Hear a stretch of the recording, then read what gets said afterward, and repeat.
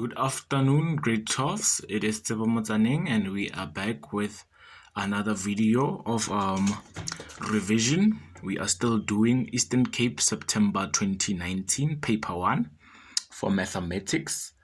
Be sure to like this video, and subscribe and tell your friends, as many people as you can, that we are revising mathematics paper 1 on this channel. And today actually we are doing the last video, or the last question rather, of the paper. If you haven't watched the other questions, just make sure you go to the other videos. I will put the link in the bio, and let us jump right into question 11, which talks about probability, right? So 11.1 tells us that a school has 530 learners. Each learner is expected to choose his or her summer extracurricular activity from the following. So these are the, things: athletics, cricket, and tennis. Okay. And then the choices for 2019 were recorded in the following partially completed table, as you can see. And 11.1.1 starts by telling us that we should determine the values of A and B. So by just the first glance, it should already click to you that we have been given a contingency table, right? So let's look at the table properly. We have athletics. These are the categories or the sports. We have cricket, and then we have tennis, right? And then that was vertically. And horizontally, we have the column for girls, we have the column for boys, and we have the column for totals. So how it works basically is that we will have the totals at the end for the vertical columns, and then these totals, when you add them together, they must be equal with these ones basically. So the vertical total must be equal to the horizontal total, which is it's kind of the mindset around it. Let's look at the column for cricket. We have basically the column for boys, for girls first, which is A, right? And we have the column for boys under cricket again, which is 108, and the total is 219. So basically the total of boys and girls who chose cricket are 219. So how we will do it is that for people who play cricket, the number of girls who play cricket, are an A number of girls, and then the boys who play cricket 108. And then we know that boys and girls, the total of boys and girls who play cricket are 219. So for us to get the value for A, we just have to solve for everything algebraically. You will have to say 219 subtracted by 108. So we are just isolating A there, and we will end up with A being a value of 111. So basically there are 111 girls who play cricket. All right, and then let's go to the column for athletics. We have 120 girls who play athletics, and then we have a B number of boys who play athletics, and then the total basically of boys and girls who play athletics is 226, right? So again, for us to find the value for B, we would just have to isolate B, and we'll have 226 minus 120, which will just give us a value of 106, right? So that is just the process to take for questions like that. It's just the first question, just an appetizer. It's just a starter, nothing too serious or nothing too difficult. So moving on to 11.2, it reads that Elena is chosen at random. Okay, let's take note of that. Determine the probability that. And then for A, we have it is a boy who plays cricket. So we must determine the probability that if Elena is chosen at random, it would be a boy who plays cricket, right? So we just go back to our contingency table under the column for cricket. And for boys who play cricket, we have 108 boys who play cricket. Please follow with me. We have 108 boys who play cricket. So we would have 108 all divided by the total. So basically, this is the possible outcome, right? So we could be choosing one of the 108 people. It could be 81. But then the total number of learners would be 530. So this is my whole sample space, right?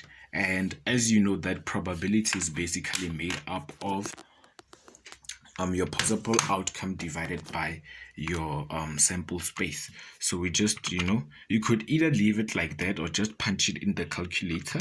Let's see what it gives us.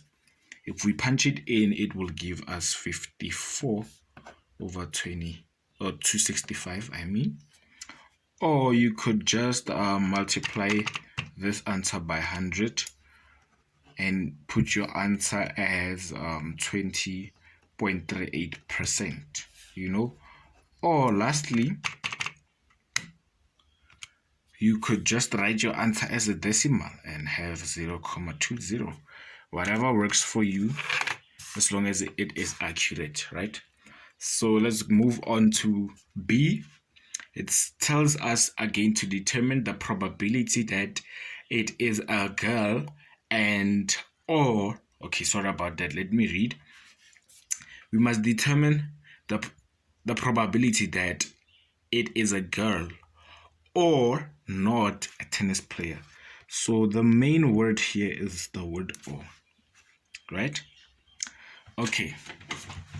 Let's look at this one properly. We must determine that if Elena is chosen at random, it would be a girl, first of all, or not a tennis player, right? So we will start by referring to what is known as the addition rule, which basically tells us that P, the probability of A or B, will be equals to the probability of A plus the probability of B minus the probability of A and B. Okay, so now in our case, what we have is basically the probability of A or B, right? Or the probability of choosing a girl and not a tennis player. So we would just refer to it as that. So we will start. First of all, we'll have probability of it being a girl and add it with the probability of not having a tennis player and subtracting by the probability of both, basically, right? This is all, and probability of girl and not a tennis player. I don't have space there, so yes, bear with me. Let's go. So we would have the probability of choosing a girl. Let's see, we have a total number of 288 girls, right? Out of the 530 learners. So we would have 288 over 530, which is the probability of getting a girl. So basically, for the probability of not having a tennis player, we would just have to look at the number of tennis players that we have, which is 85, and we will subtract that 85 from the total number of learners there is, right? Which is something like 530 over 85 minus 85, all divided by 530. And then the last one, we will have the probability of a girl and not a probability of a tennis player. So looking at the column for girls, we have a total of 288 girls and a total of 57 girls who basically play tennis, right? So for the last one, we would just take the total number of girls minus and remove basically those who play tennis all over 530. Then just to write it properly, we will have 288 over 530 plus 445 over 530 minus 231 over 530. Then from here, you just punch everything, in your calculator. So the probability of a girl and or not a tennis player would be, now we are just going to punch everything in the calculator, and we will have what the first one was, which is 288 over 530 plus 445 minus 231, and we have 251 over 265. So that was basically it, I hope it made sense, and yeah, just hope you helped you to get the gist of it. So let's move on to 11.2, and it says consider the letters of the word numerator. So let's just write the word down, numerator. Okay. Yes. Then 11.2.1 says how many 9-letter word arrangements can be formed if repetition of letters is allowed. So let us basically see now. We have 9 letters. So the word numerator is made out of 9 letters. So let's put 9 letter spaces, right? Number spaces. So 4, 5, 6, 7, 8, and 9. So from these 9 letters, from our first letter, we can choose either one of the 9 letters, right? And since we were told that the repetition of letters is allowed, that means for the second letter now, we are basically trying to form words, or trying to figure out how many words we can form from using all these numbers. But then since they told us that repetition of letters is allowed, we still have 9 letters to choose from. And even here, we still have 9 letters to choose from. So everywhere, basically, we have 9 letters to choose from. And if you can see, the number of letters that we can form would be 9 times 9, 3, 4, 5, 6, 7, 8, 9. So basically, is 9. It would give us 9 to the power of 9. That is basically how many letters we can form. So let's just punch in our calculator quickly. We'll have 9 to the power of 9, giving us 387 420 489. So which is 387,420,489, right? So yeah, it's a lot of 9-letter word arrangements that we could make. So it's basically that, and it's just one mark to show that it's not really Doesn't really require a lot of work. So let's move on to 11.2.2. And it says how many 9-letter word arrangements can be formed. Okay, from just reading that first statement, let's put 9-letter spaces. So we have 3, 4, 5, 6, 7, 8, 9, right? And then if all 4 vowels are never together and repetition of letters is not allowed. Okay, so basically we are choosing from the word numerator. And if we are looking at our vowels, we will have U as our vowel, E, A, and O, So for those who do not forget, vowels are basically A, E, O, U. And then the rest of the letters are known as consonants, right? So the rest of the letters of the alphabet. So we have 4 letters, and they say how many 9-letter word arrangements can be formed if now all 4 vowels are never put together, so they cannot be close to one another. So we would have now 4 letters, right? So let's create a kind of, a situation whereby if they were to be put together, what would it look like? So for the first one, we would have to choose from 4 4 vowels, right? And then since letters cannot be allowed, repetition of letters is not allowed, this one would go away. Then we have 3 vowels to choose from, and then we would have 2 vowels to choose from, and then we would just have 1 vowel to choose from. Then the rest of the numbers we would have,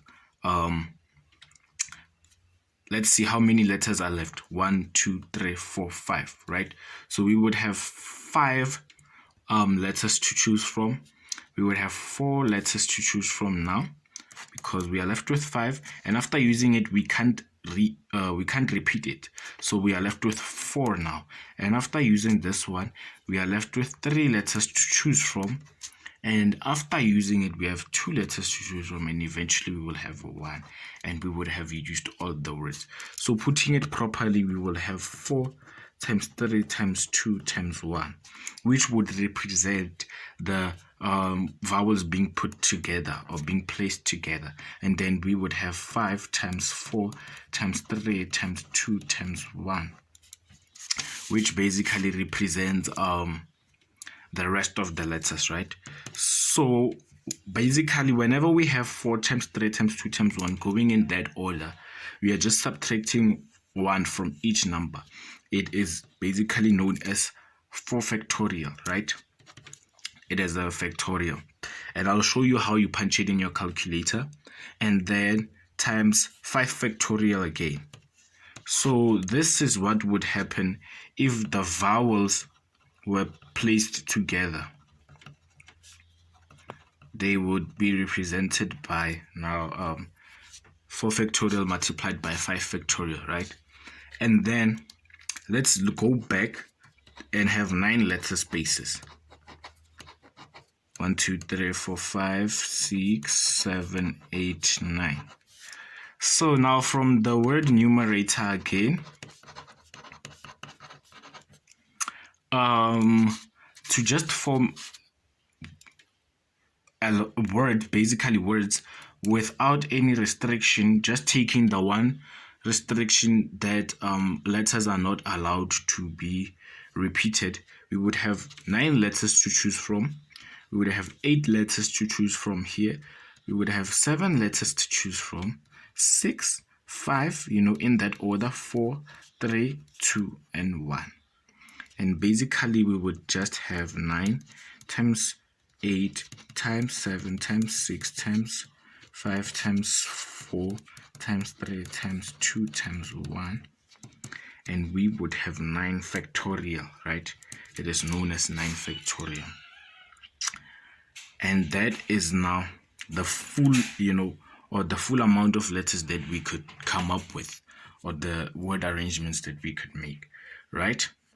So basically now for us to have nine letter word arrangements that can be formed if all four vowels are never placed together, it would basically be from 9 factorial minus the one that would happen if the vowels will put together, which is 4 factorial times 5 factorial. And we just have to, just punch everything in the calculator. And as I said, I'll show you how to punch in factorial. You are just going to say whatever the number is, and you press shift. From pressing shift, you will look at, the button that is above, what's this, above your log and besides the other log. So it's that one. And factorial, it's kind of like an exclamation. Then we would just have 4 factorial minus 4 factorial times 5 factorial, which would give us 360,000. So this is basically what we could form. And moving on to the last, very, very last question, we have 11.2.3. And it says an 8-letter word arrangement is made from the word numerator. So let's put 8 spaces here. 1, 2, 3, 4, 5, 6, 7, 8. And it continues to say all the vowels must be included in this word arrangement and repetition of letters is not allowed. Okay, what is the probability that all odd number spaces are occupied by vowels? Let me read it again. What is the probability that all odd number spaces are occupied by vowels? So we are basically choosing we are making words from the word numerator, right? An 8-letter word. So these are the number spaces. Let's name them. We have space 1, space 2, space 3, space 4, space 5, space 6, space 7, space 8. And then now, having vowels on our odd letter spaces would be between 1, 3, 5, and 7 because those are our odd numbers, right? So we have 4 vowels, which is U, E, A, and O, which have to be placed in odd number spaces. So from number 1, we could either put one of the 4 vowels. Number 3, we could put one of the 3. Number 5, we could only put 2. Then number 7, we'd only be left with 1, simply because they told us that repetition of words cannot be repeated, right? It's not allowed, basically. So we are left with 1, 2, 3, 4, 5 letters, right? So here we could put 5 letters, we could put 4 letters, we could put 3 letters, and we could put 2 letters. So putting it properly, we would have let me just shade here.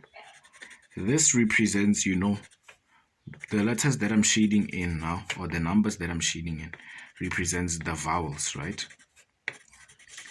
So how it would go, we would have 4 times 3 times 2 times 1, all multiplied by 5 times 4 times 3 times 2. And as you can see, for the first one, we have 4 factorial. And let's see what we have here. 5 times 4 times 3 times 2 gives us 120, right? So if we could say 120 multiplied by 4 factorial, it would give us 120 multiplied by 4 factorial, it would give us 2,880. So basically this would be our possible outcomes, or the possible words, or the number of words, 8-letter arrangements we could make. And then now, as I said, probability is basically your possible outcomes, right, divided by your sample space.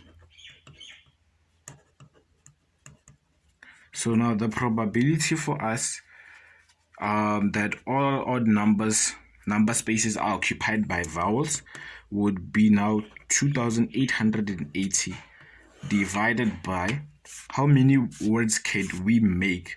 We can make 9 times 8 times 7 times 6 times 5 times 4 times 3 times 2, and we will end at 2 because we can. This is an 8-letter word, right? So basically what I get this from the word numerator. From the word numerator. Then I have 1, 2, 3, 4, 5, 6, 7, 8. I'll have 9 choices, 8 choices, 7, 6, 5, 4, 3, and 2. Right, so punching everything in the calculator, I'll have 2,880 divided by 9 times 8 times 7 times 6 times 5 times 4 times 3 times 2, and I would have 1 over 126, and that would be the end of the question paper. So thank you guys for going through the video. If you enjoyed this series, we're actually done with Eastern Cape September 2019. I've had a lot of fun recording these videos for you guys.